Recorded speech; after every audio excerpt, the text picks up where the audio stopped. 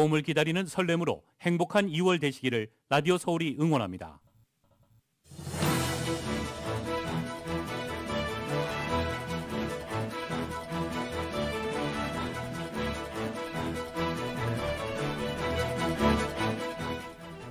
러시아가 우크라이나의 친러시아 분리주의 공화국의 독립을 승인하고 평화유지군 파병을 명령했습니다. 유럽연합은 이에 대해서 제재로 대응할 것이라고 경고했습니다. 바이든 대통령이 분리주의 공화국에 대한 미국인의 신규 투자와 무역 그리고 금융을 금지하는 행동명령을 발동했습니다. 추가 제재는 내일 발표할 예정입니다. 백악관은 러시아의 침공이 몇 시간 또는 며칠 내에 시작될 수 있으며 러시아의 군사작전은 잔혹할 것이라고 보고 있습니다. 코로나19 백신의 부스터샷까지만 맞으면 어떠한 변이 바이러스도 침투하기 어려울 정도로 훨씬 다양한 항체가 생성된다는 연구가 나왔습니다. 오미크론 변이 확산세가 줄어들면서 한인들의 여행 문의 수요가 급증하고 있습니다. 한국 여행객들의 문의도 함께 증가하는 모습입니다. 지난해 LA시 전역에서 발생한 한인 관련 범죄 사건이 1,200여 건으로 집계됐습니다. 범죄 유형은 일반 절도 관할 지역은 올림픽 경찰서가 가장 많았습니다. LA 카운티 노숙자 수 집계 조사가 내일부터 사흘간 실시됩니다. 이번 조사는 팬데믹 이후 처음으로 실시되는 노숙자 실태 조사입니다. 대선 후보들 간의 첫 법정 토론회가 열렸습니다. 경제 분야 토론이었는데 코로나19로 인한 경제위기 대응책이 집중 논의됐습니다. 차기 정부 경제정책 방향에 대한 논의도 이루어졌습니다. 양강 후보 모두 경제 성장에 방점을 두긴 했지만 여기서 정부 역할에 대해서는 시각차를 보였습니다. 야권 단일화 불법 책임을 두고 국민의힘 윤석열, 국민의당 안철수 후보 측이 하루 종일 진실 공방을 벌였습니다. 서로 엇갈린 주장을 내놓으면서 감정 싸움 양상으로까지 번지고 있습니다. 연방준비제도의 고위 인사가 다음 달 0.5%포인트의 금리 인상의 가능성을 배제하지 않았습니다. LA로는 오늘 밤과 내일 곳에 따라 구름 끼는 날씨 이어지겠고 쌀쌀한 날씨는 여전하겠습니다. 오늘 밤 최저기온 49도까지 내려가고 내일 낮 최고 57도로 예상됩니다. 주요 뉴스는 공항에서부터 목적지까지 모바일 체크인과 첨단 공기순환 시스템을 통해 안전한 기내 환경과 여행을 제공하는 아시아나 항공 제공입니다.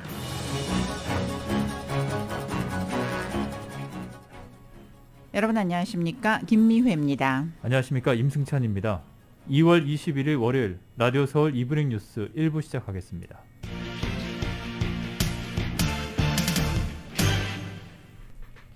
블라디미르 푸틴 러시아 대통령이 우크라이나 동부 돈바스 지역에서 친러시아 분리주의자들이 선포한 두 개의 자치공화국들을 독립 승인했습니다.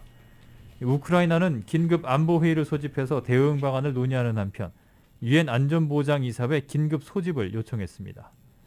첫 소식은 KBS가 보도합니다. 푸틴 러시아 대통령이 국방부에 러시아 평화유지군을 우크라이나 동부의 두 독립한 지역으로 파병하도록 지시했다고 로이터 등 외신이 보도했습니다. 이에 앞서 푸틴 대통령은 우크라이나 동부 돈바스 지역의 친러시아 분리주의자들이 선포한 자칭 도네츠크 인민공화국과 루간스크 인민공화국의 독립을 어제 승인했습니다. Считаю необходимым принять уже давно назревшее решение. Незамедлительно признать независимость и суверенитет Донецкой Народной Республики и Луганской Народной Республики. 푸틴 대통령은 아울러 두 공화국과 우호 협력과 상호 지원 조약에도 서명했습니다. 이에 앞서 돈바스 지역의 두 공화국 수장들은 어제 푸틴 대통령에게 독립 승인을 요청했습니다. 러시아군 진입 명령에 대한 우크라이나 측의 대응은 아직까지 확인되지 않고 있습니다. 다만 러시아의 독립 승인 움직임과 관련해 우크라이나는 어제 대통령 주재 긴급 안보회의를 소집한 바 있습니다. 우크라이나는 또 러시아의 위협과 관련해 부다페스트 양해각서 6조에 따라 유엔 안전보장이사회 긴급회의 소집을 요청했습니다. 모스크바에서 KBS 뉴스 김준호입니다. 한편 유럽연합 EU는 러시아가 우크라이나 동부 돈바스 지역의 친러시아 분리주의 공화국의 독립을 승인한 데 대해 제재로 대응할 것이라고 경고했습니다. 우르줄라 폰데어라이엔 EU 집행위원장은 우크라이나 내 분리주의자 영토 승인은 국제법과 우크라이나의 영토 보전, 민스크 협정을 노골적으로 위반한 것이라면서 EU는 우크라이나와 연대해 단호하게 대응할 것이라고 밝혔습니다. 샤를르 미셸 EU 정상회의 상임위장도 이번 결정을 강력히 규탄한다고 밝히면서 이 같은 조치는 국제법과 민스크 협정의 노골적 위반이라고 거듭 강조했습니다. 보리스 존슨 영국 총리도 명백한 국제법 위반이고 우크라이나의 주권 침해라고 비판했고 이엔스 스톨텐베르크 북대서양조약기구 나토 사무총장도 국제협약 위반이라고 지적했습니다. 토니 블링컨 국무장관은 러시아의 우크라이나 동부 돈바스 지역에 친러시아 분리주의자들이 선포한 분리 독립을 승인한 결정을 규탄했습니다. 블링컨 장관은 성명에서 우리는 블라디미르 푸틴 러시아 대통령의 자칭 도네츠크 인민공화국과 루간스크 인민공화국에 대한 승인을 강력히 규탄한다고 말했습니다. 또 블링컨 장관은 이는 명백한 민스크 협정 평화협정 거부이자 우크라이나 사태의 외교적 해법에 대한 러시아의 약속과 상반되며 우크라이나 주권과 영토에 대한 명백한 공격이라고 밝혔습니다. 블링컨 장관은 모든 국가는 무력이나 협박으로 만들어지는 새로운 국가를 인정하지 않을 의무가 있고 다른 나라의 국경을 어지럽히지 않을 의무도 있다며 러시아의 결정은 국제법에 대한 푸틴 대통령의 노골적 무시의 또 다른 사례라고 비판했습니다. 그는 바이든 대통령은 우크라이나 내 자칭 분리독립지역에 대한 신규 투자와 무역, 금융을 금지하는 행정명령을 내릴 것이라며 우크라이나와 동맹과 함께 러시아의 예기치 못한 행동에 대응하기 위해 적절한 조치를 취할 것이라고 강조했습니다. 한편 백악관은 러시아의 침공이 몇 시간 또는 며칠 내에 시작될 수 있으며 러시아의 군사작전은 매우 잔혹할 것이라고 보고 있습니다. 러시아가 우크라이나 동부 돈바스 지역의 친러시아 분리독립공화국을 승인한 것과 관련해서 해당 지역에 대해 제재하기로 했습니다. 이 소식 워싱턴에서 YTN 특파원이 보도합니다. 바이든 정부 주요 관료들은 연일 러시아에 대해 경고와 함께 외교 해결을 말하고 있습니다. 제이크 설리번 안보 보좌관은 몇 시간 또는 며칠 내에 공격이 시작될 수 있다고 경고했습니다. 특히 러시아가 계획한 군사작전은 매우 잔혹할 것으로 예상했습니다. Well, we believe that any military operation of the size, scope, and magnitude of what we believe the Russians are planning will be extremely violent. It will cost the lives of Ukrainians and Russians, civilians and military personnel alike. 대화 해결도 거듭 촉구했습니다. 미국은 미사일이 날아가고 탱크가 진격하기 전까지는 전쟁을 피하려는 대화 준비가 항상 돼 있다고 강조했습니다. 동시에 공격이 이뤄질 경우 그에 대한 대응도 마찬가지로 준비돼 있다고 덧붙였습니다. So we will not close the door on diplomacy. We will go the extra mile on diplomacy, but we are also prepared with our allies and partners to respond decisively if Russia attacks. 특히 침공이 없다는 전제하에 미러 간 외무장관 회담과 정상회담을 잇따라 열겠다는 입장도 다시 확인했습니다. 백악관은 그러면서 우크라이나 동부 돈바스 지역에서 친러시아 세력이 독립을 주장하는 두 곳을 제재하기로 했습니다. 러시아가 이들의 분리 독립을 승인한 데 따른 대응입니다. 다만 침공이 이뤄질 경우 서방이 연합해 준비해온 제재와는 별개임을 분명히 했습니다. 미국으로서는 외교 해결 가능성이 시시각각 줄어들고 있다고 보고 있습니다. 그만큼 침공 가능성이 크다는 것인데 러시아가 어떤 선택을 할지 전 세계가 촉각을 곤두세우고 있습니다. 워싱턴에서 YTN 강태욱입니다. 미 정부는 러시아가 우크라이나 동부 돈바스의 칠러 분리주의자 지배지역에 대한 독립을 승인한 데 대응해서 제재에 나섰습니다. 바이든 대통령은 오늘 돈바스의 칠러 분리주의자들이 결성한 자칭 도네츠크 인민공화국과 루간스크 인민공화국 지역에 대한 미국인의 신규 투자와 무역, 금융을 금지하는 행동명령을 발동했습니다. 이는 우크라이나 국경 지역을 둘러싼 갈등이 본격화한 이후 미국이 단행한 첫 번째 제재입니다. 바이든 행정부 고위당국장은 추가 제재 조치가 내일 발표될 예정이라고 전했습니다.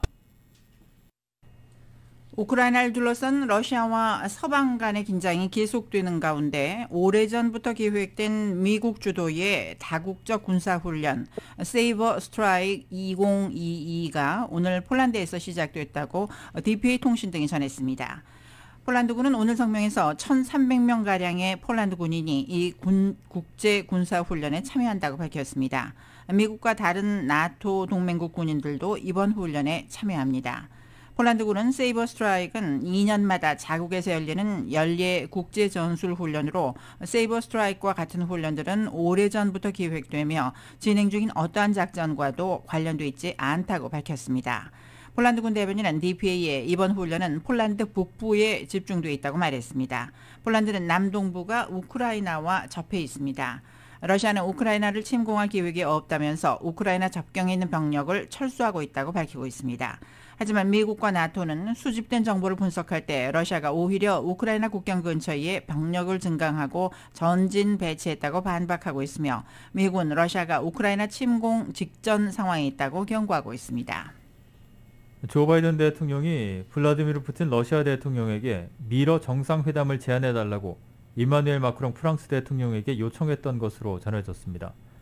로이터와 AFP 통신 등에 따르면 프랑스 대통령실인 엘리제궁 관계자는 이같이 밝히고 우리는 서서히 상황을 바꾸고 있다고 말했습니다.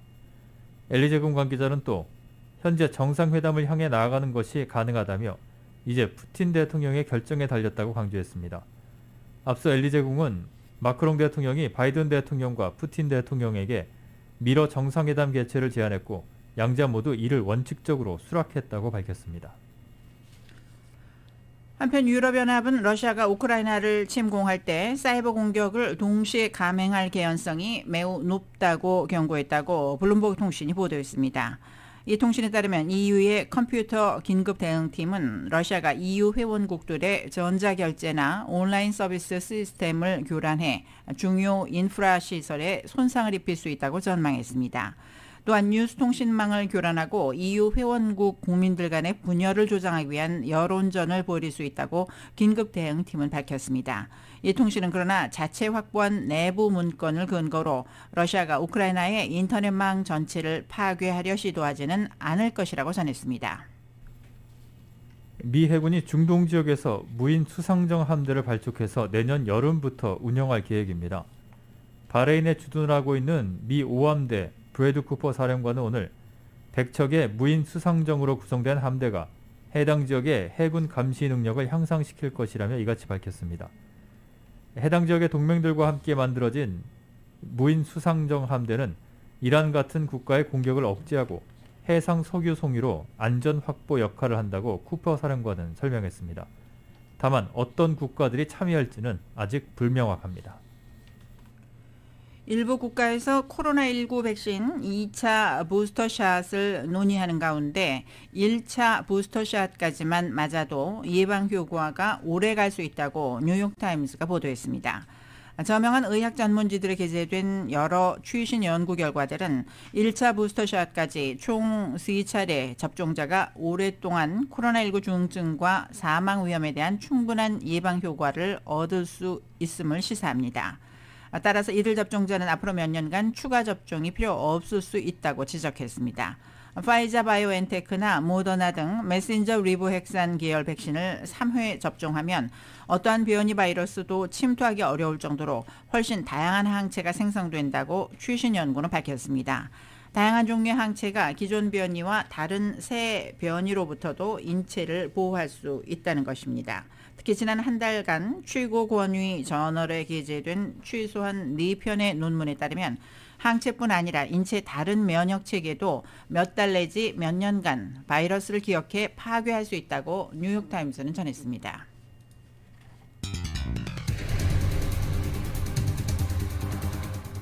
라디오 서울 이브닝 뉴스 1부 이 시간은 LA와 가든그로브 두 곳에서 모시는 금강안경 검안과 1250만 불 교통사고 최고보상 교통사고 전문 천재 변호사 리처드 호프만, 빛으로 태어나는 당신은 카우나 미인 100% 근적외선 마스크는 카우나뿐입니다.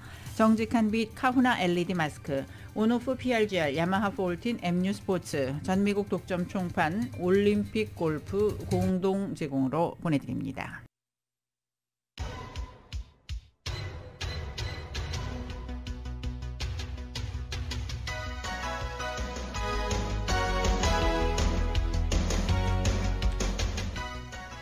다섯 시 17분 지나고 있습니다. 라디오 서울 이브닝 뉴스 이 시간 교통정보 잠시 전해드리겠습니다.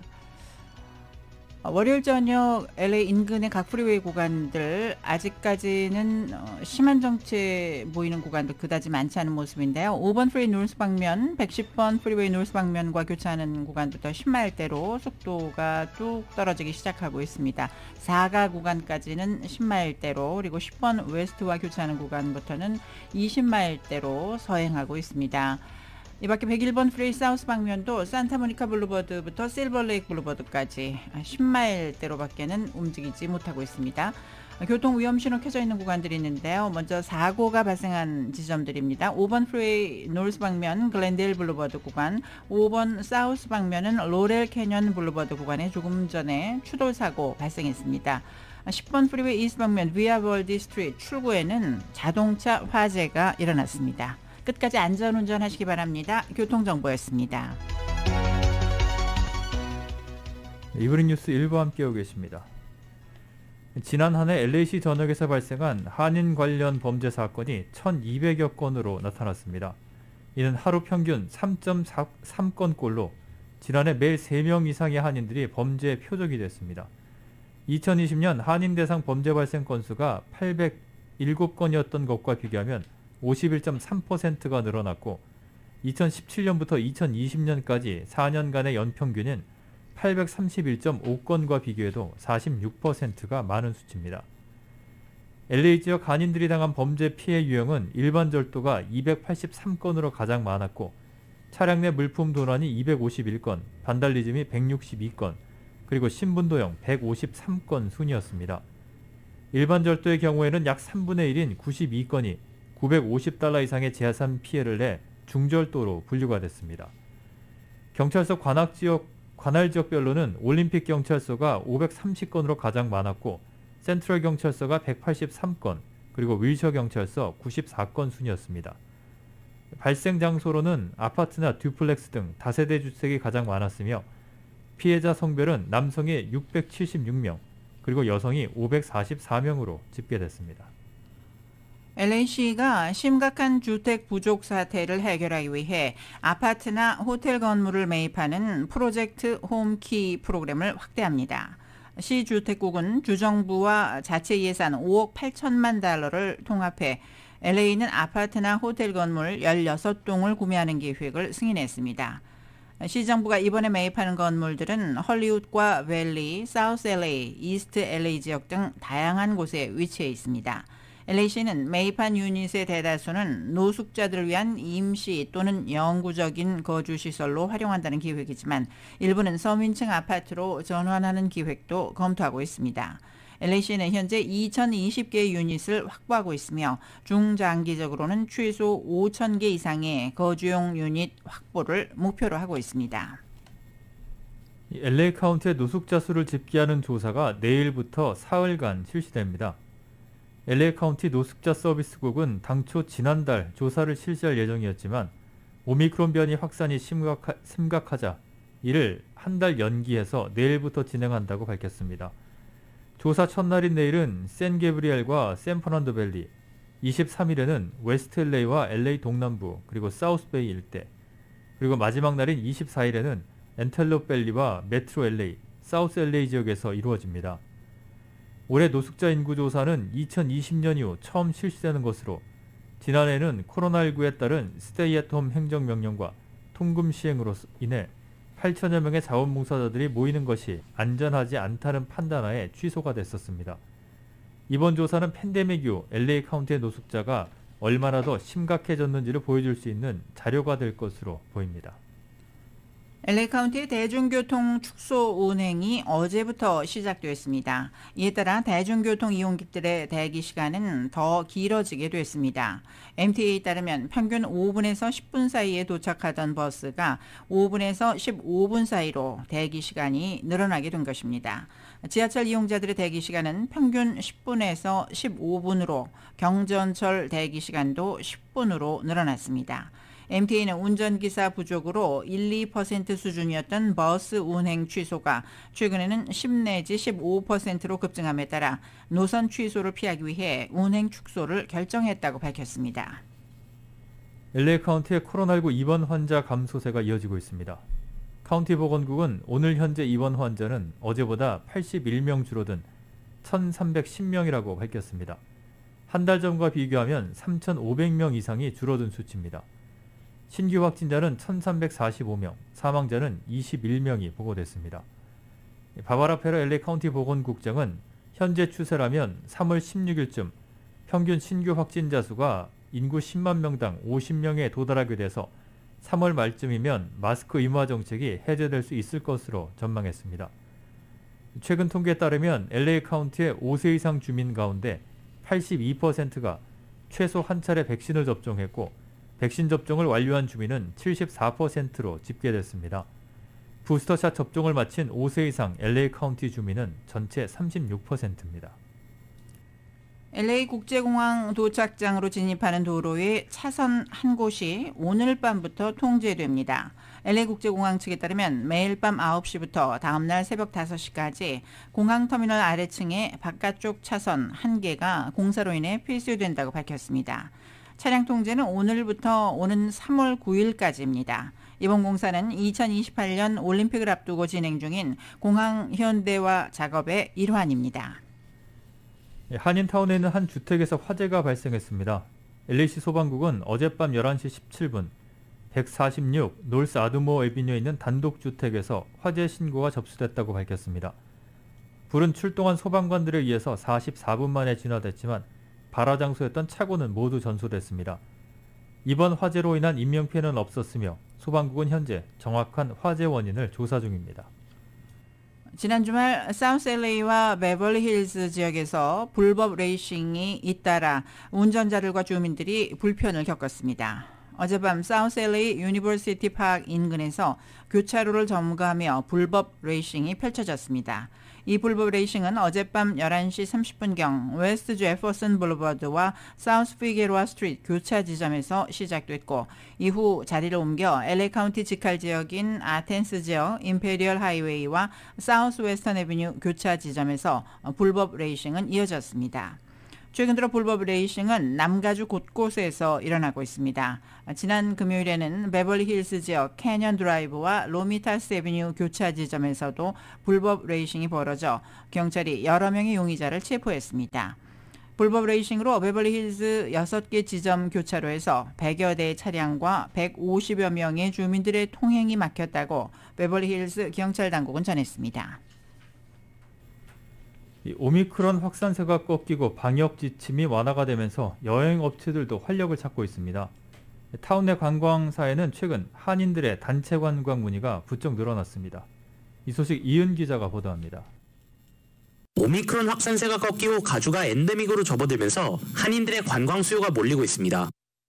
가주는 물론 전국적으로 마스크 착용 의무화가 해제되면서 그동안 코로나 바이러스로 움츠러들었던 한인들도 정상적인 삶의 패턴을 찾아가면서 그동안 못 떠났던 단체 관광 쪽으로 눈을 돌리고 있는 것입니다. 특히 편안한 여행을 선호하는 중장년층, 시니어층의 문의가 많습니다. 최근 들어 단체 관광 문의가 부쩍 늘어나자 타운 관광사들도 관광 상품 준비에 들어갔습니다. 사모관광의 스티브 조 전무이사입니다. 그동안 코비드로 관광 수요가 없었는데 최근 들어서 이 오미크론이 조금 사그러지면서 관광이 조금씩 되살아나고 있는 것 같습니다. 코스로는 청정 지역으로서 자이언 캐년, 브라이스 캐년, 레드우드 이런 식으로 해서 청정 지역을 많이 문의하고 있고요.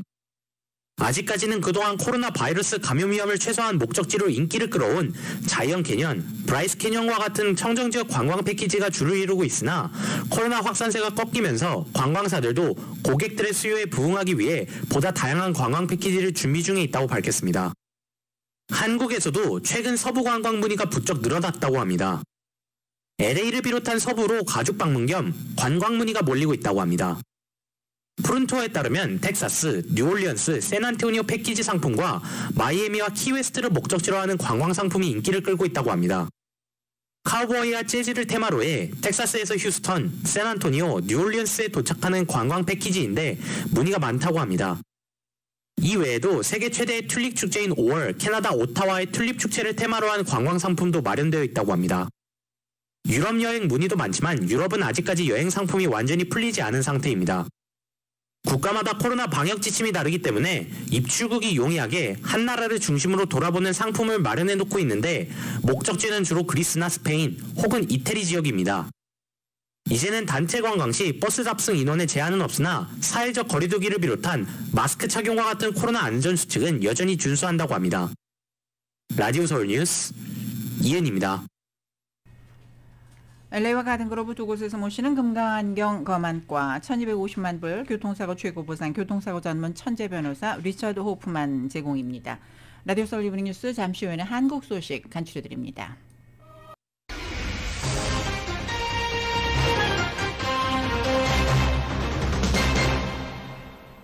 이브닝 뉴스 1부 함께하고 계십니다.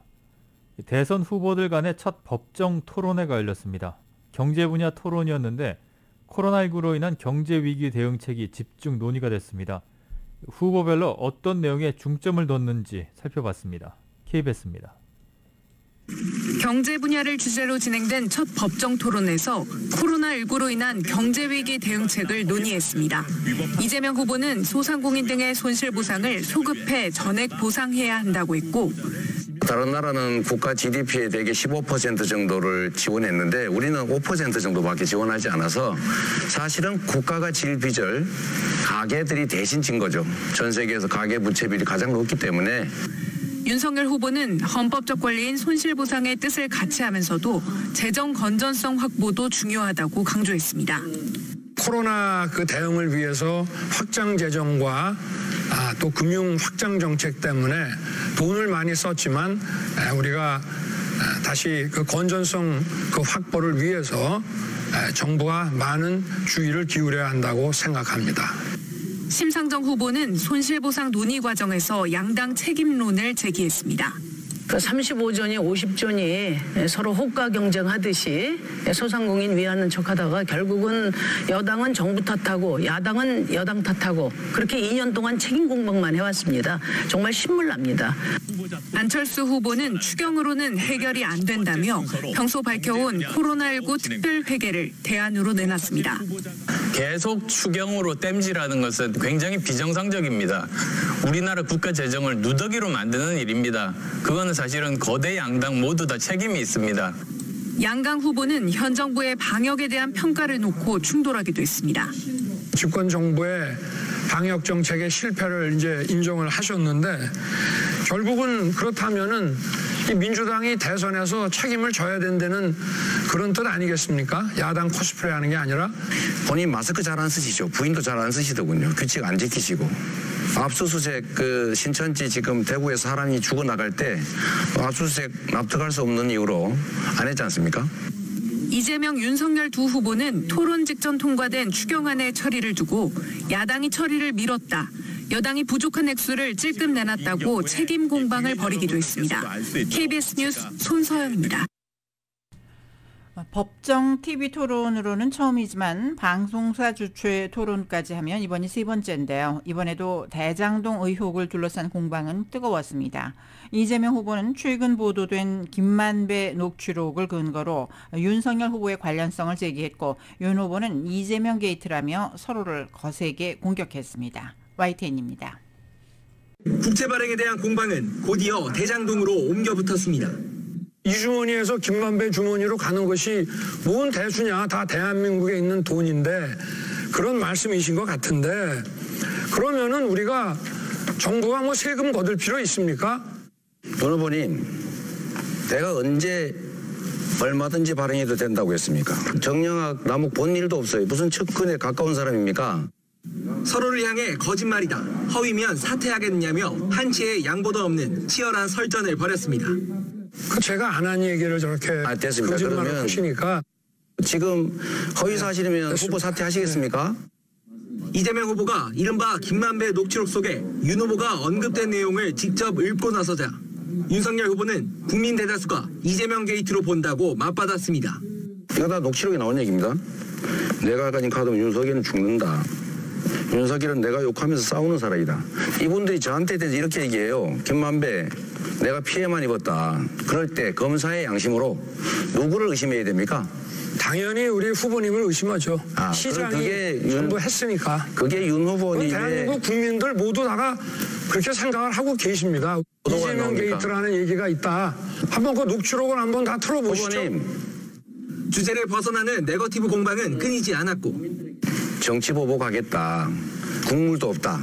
이런 소리 하면서 이 국민들 갈등시키고 증오하게 하면 이 민주주의의 위기가 곧 경제의 위기를 불러온다는 말씀 드리는데 동의하십니까 혹시?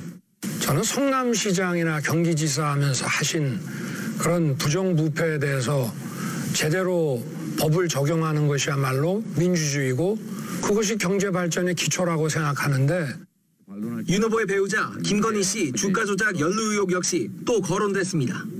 그러면 어쨌든 주식 투자 주가 조작에 참여해서 돈을 벌은 건 사실이군요. 주가 조작에 참여한 사실은 없습니다. 특히 두 후보는 앞서 방송사 주최 두 차례 TV 토론 때보다 한층 공격적인 태도였는데 사회자의 제지에도 말싸움을 이어가며 언성을 높이기도 했습니다. YTN 부장원입니다. 이번 토론에서는 차기 정부 경제정책 방향에 대한 논의도 이루어졌습니다. 양강 후보 모두 경제 성장에 방점을 두긴 했지만 여기서 정부의 역할에 대해선 시각차를 보였습니다. 역시 KBS입니다. 경제정책에 있어 성장이 가장 중요하다는데 입을 모은 양강 후보. 다만 이재명 후보는 불공정 완화와 정부의 인프라 구축 투자를, 윤석열 후보는 정부의 시장과 기업 존중에 힘을 줬습니다. 국민들의 먹고 사는 문제만큼 중요한 게 없습니다. 저는 불공정 완화를 통해서 성장의 길이 있다고 봅니다. 정부가 나서서 하는 이 투자는 오히려 민간의 구축 효과로서 민간 투자를 위축시키기 때문에 학자들은 이 주장이 말이 안 되고 실현성이 없다. 심상정 후보와 안철수 후보는 각각 양강 후보 공세에 집중했습니다. 심 후보는 후보 중 유일하게 성장보단 불평등 해소를 더 강조하며 이 후보의 날을 세웠습니다. 155 이렇게 MB 747 이후에 15년 만에 외형적인 성장 목표를 제시하셨어요. MB 아바타 경제 가지고 미래를 열 수 있나? 안철수 후보는 디지털 데이터 경제를 강조한 윤 후보에게 유독 질문을 집중했습니다. 정부 데이터 개방에 대해서는 어떻게 생각하십니까? 그 말씀 들으면 어떤 생각을 가지신지 제가 확인이 될 것 같습니다. 정부 데이터는 공유할 수 있는 것도 있고 또 보안 사항도 있는 거 아니겠습니까? 이 후보는 윤 후보가 우리나라에 구조적 성차별이 없다고 말했던 것에 대해 사과를 요구했고, 윤 후보는 집합적 문제에서 개인 대 개인 문제로 바라보는 게 피해자나 약자의 권리를 더 보장해 줄 수 있다고 반박했습니다. KBS 뉴스 개헌호입니다. 야권 단일화 불발 책임을 두고 국민의힘 윤석열, 국민의당 안철수 후보 측이 하루 종일 진실 공방을 벌였습니다. 후보 간의 통화 내용에 대한 해석이 정반대이고 또 안 후보가 보낸 문자를 윤 후보 측은 못 봤다고 하는 등 엇갈린 주장을 내놓은 건데 감정 싸움 양상으로까지 번지는 모습입니다. KBS가 보도합니다. 안철수 후보의 단일화 제안철의 발표에 윤석열 후보는 의아하다는 반응을 보였다고 합니다. 그제 아침에 직접 통화했는데 불쑥 결렬을 선언했다는 겁니다. 직접 만나자는 윤 후보에게 안 후보는 실무자가 먼저 만났어야 한다고 했는데 이 말을 윤 후보는 사전 협의가 필요하다고 받아들였고 안 후보는 이미 늦었다는 취지였다는 게 양측 설명입니다.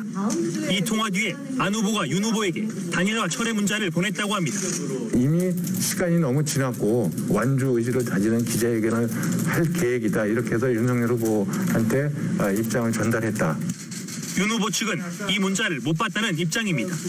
사전 물밑 접촉을 두고도 안 후보 측은 없었다는데 윤 후보 측은 초안까지 오갔다고 말이 엇갈립니다. 우리 측과 안 후보 측에 많은 정치인들이 서로 인연이 있는 분들끼리 서로 대화를 나눴었고요. 진실 공방은 감정 싸움으로까지 번졌습니다. 명분을 만들려다 보니까 돌아가신 분을 쓰기도 하고 국민의당은 선거 때마다 단일화해가지고 협박을 합니다. 저희를. 조롱을 하거나 또 상중에 또 이상한 말들이 나오거나 하는 것을 보고 이분들은 그 단일화에 의사가 없구나. 다만 국민의힘에선 단일화 가능성을 완전히 닫지는 않은 모습입니다.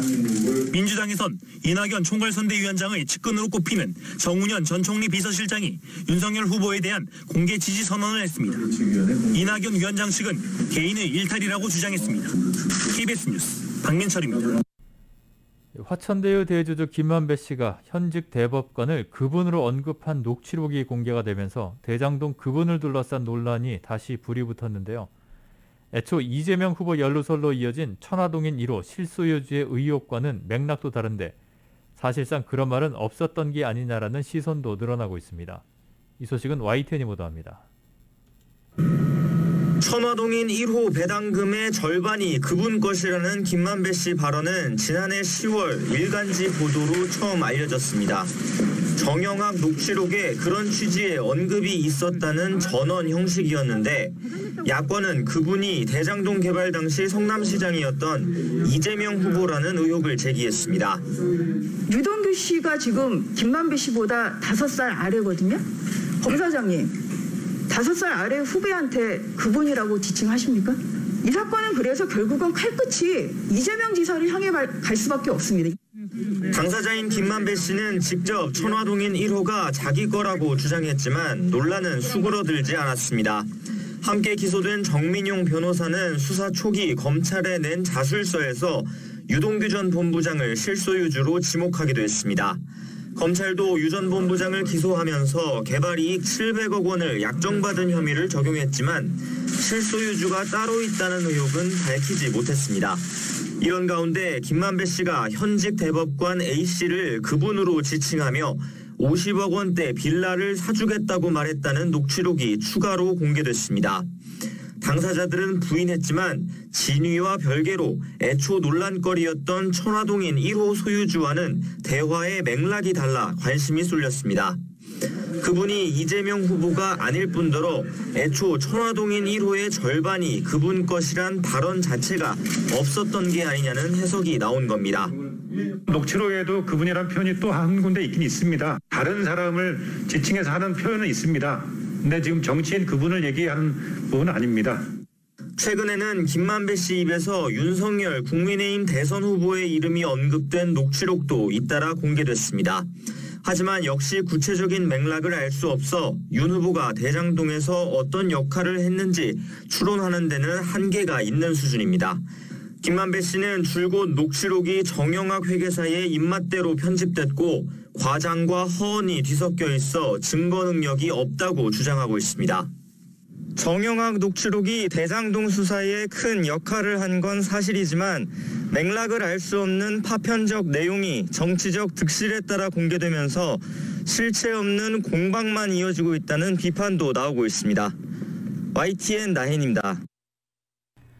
이브닝 뉴스 1부 함께하고 계십니다. 빛으로 태어나는 당시에는 카우나 미인, 100% 근적외선 마스크는 카우나뿐입니다. 정직한 빛 카우나 LED 마스크, 온오프 PRGL, 야마하 포울틴, MU 스포츠, 전 미국 독점 총판, 올림픽 골프에서 보내드리고 있습니다. 잠시 후에 경제 소식 이어집니다.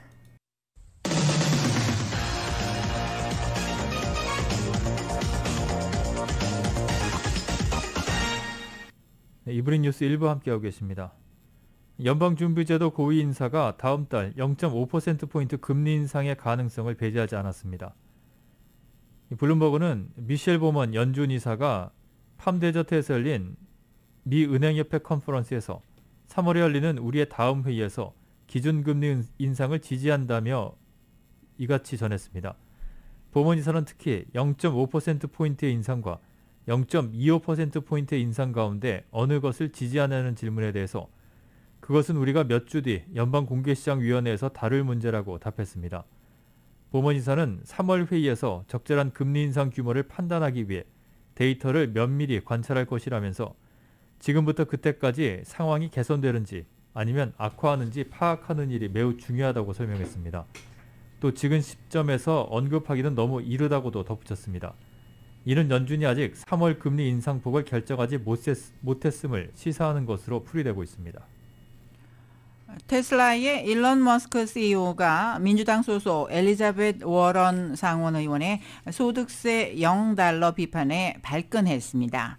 정치 전문 매체 더 힐 등에 따르면 머스크는 보유세 도입을 주장해온 워런 상원의원을 향해 개인 납세자 중 자신이 역대 최고액을 납부했다고 반박했습니다. 워런 의원은 최근 CNN과의 인터뷰에서 2018년 연방소득세 자료를 인용해 머스크를 비판했습니다.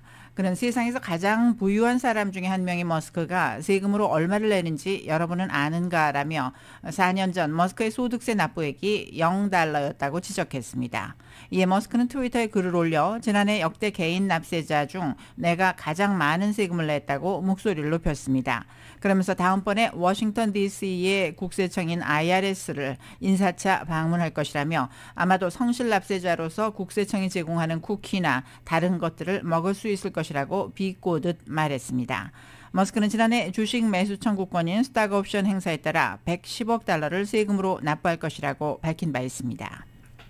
트위터와 페이스북 등 주류 소셜미디어에서 추방된 도널드 트럼프 전 대통령이 만든 소셜미디어 트루스 소셜이 오늘 애플 앱스토어에서 다운로드 1위를 기록했습니다.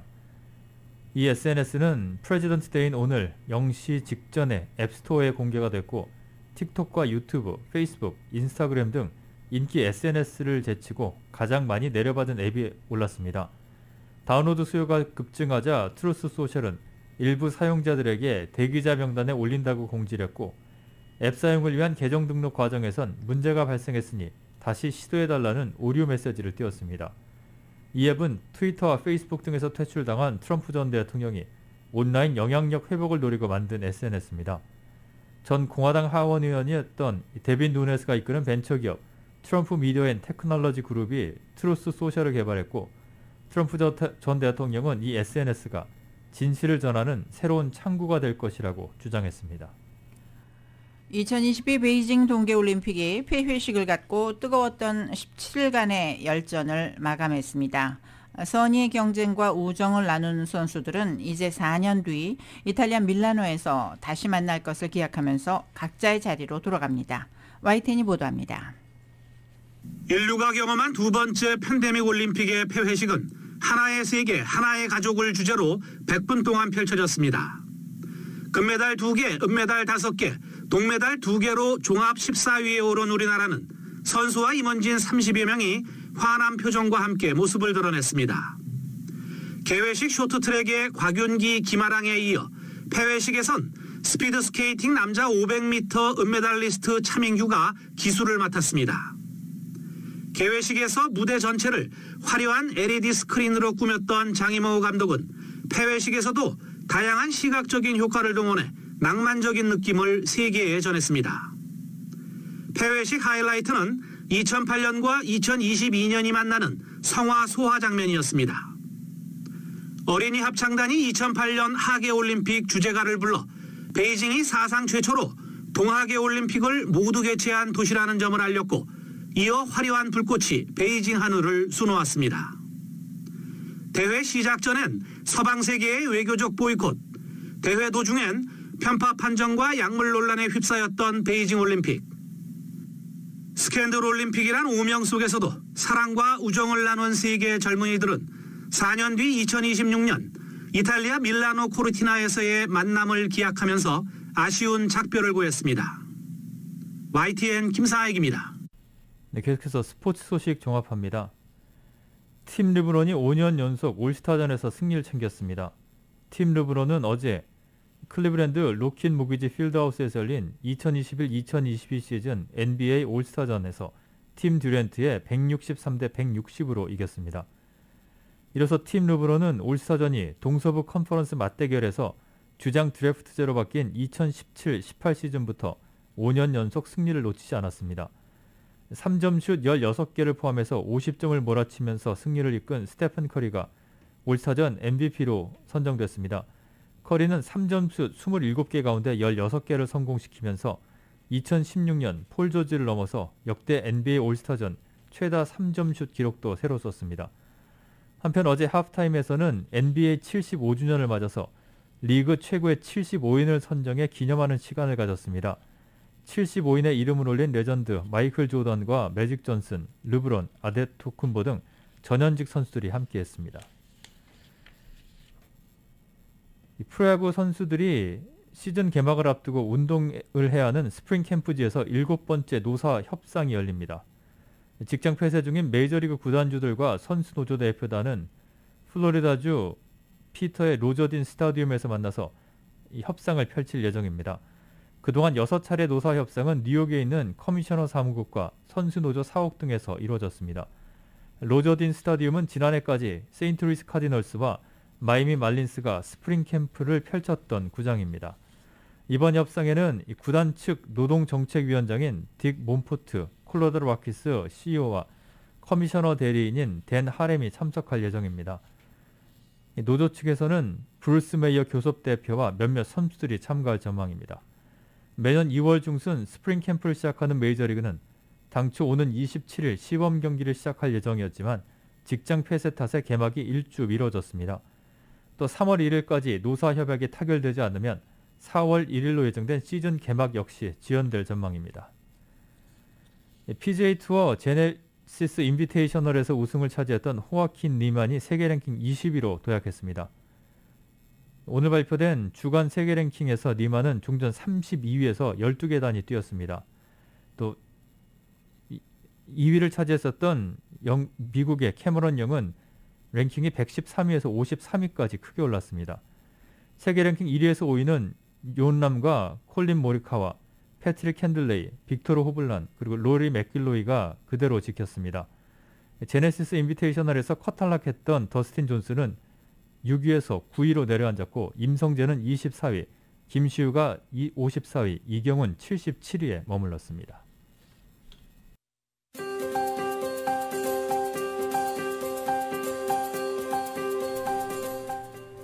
2월 21일 월요일 저녁 라디오 서울 이브닝 뉴스 날씨 알아보겠습니다. 맥도날드에서 소시지나 치킨 맥그리들스로 아침을 열어보세요. 맥도날드 제공입니다. 이번 한 주 차가운 저기압의 영향으로 목요일까지는 낮 기온이 50도대에 머물면서 쌀쌀한 날씨가 이어집니다. 하지만 금요일부터 주말로 갈수록 60대 중반으로 오르고 주말에는 70도대의 낮 최고 기온을 보이면서 기온이 높아지겠습니다. LA 지역 오늘 밤 구름이 조금 끼겠습니다. 밤 최저 49도, 내일 역시 곳에 따라 구름 끼는 날씨 이어지겠고 낮 최고 57도, 밤 최저 기온은 41도까지 떨어집니다. 한편 내일 오전 8시부터 오후 6시까지 강풍주의보가 내려져 있는 지역들이 있습니다. LA와 벤추라 카운티 해안가, 벤추라 카운티 밸리, 산타 클라리타 밸리, 샌퍼난도 밸리 등지에 내려져 있습니다. 내일 오렌지 카운티 낮 최고 기온은 59도에서 61도, 밸리와 인랜드 엠파이어는 58도, 해안지역 58도, 산간지대는 32도에 머물겠습니다. 하와이 호놀룰루 오늘 구름이 조금 끼는 날씨 보이고 있습니다. 밤 최저 70도가량, 내일은 역시 곳에 따라 구름 끼겠고 낮 최고 81도로 예상됩니다. 한국 날씨입니다. 막바지 겨울 추위 기세가 대단한데요. 오늘의 아침 기온 서울이 영하 7.4도로 예년 기온을 5도가량 밑돌았습니다. 칼바람까지 불면서 체감온도는 영하 13도에 머물겠습니다. 서해안과 제주에는 눈이 내립니다. 오늘 낮 기온 서울 0도, 대구 4도로 예상됩니다. 맥도날드에서 소시지나 치킨 맥그리들스로 아침을 열어보세요. 맥도날드 제공 날씨였습니다. 이브닝 뉴스 1부 LA와 가든그로브 두 곳에서 모시는 금강안경-검안과 1250만 불 교통사고 최고보상 교통사고 전문 천재 변호사 리차드 호프만, 빛으로 태어나는 당신은 카우나 미인, 100% 근적외선 마스크는 카우나뿐입니다. 정직한 빛 카후나 LED 마스크, 온오프 PRGR, 야마하 폴틴, MU 스포츠, 전미국 독점 총판, 올림픽 골프 제공으로 함께하셨습니다. 잠시 후 6시 라디오 서울 이브닝 뉴스 2부가 진행됩니다.